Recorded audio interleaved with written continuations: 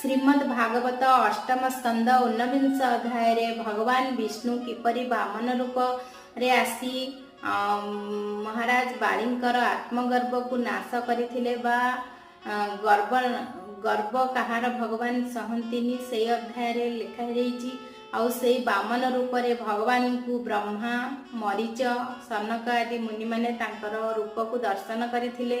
आउ दान देवी कहिकी न देले कौन हुए भगवान विष्णु स्वयं कहिछन्ते ए अध्याय रे। चलंतु देखि सुनिमा 2 लाइन कहूची।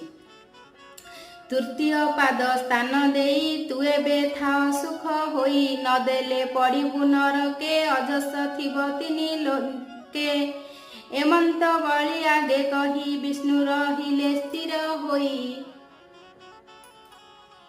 एथिरु आमे गोटिए कथा जानिले कि दान कहिथिले निश्चय देबे। रहुची जय जगन्नाथ।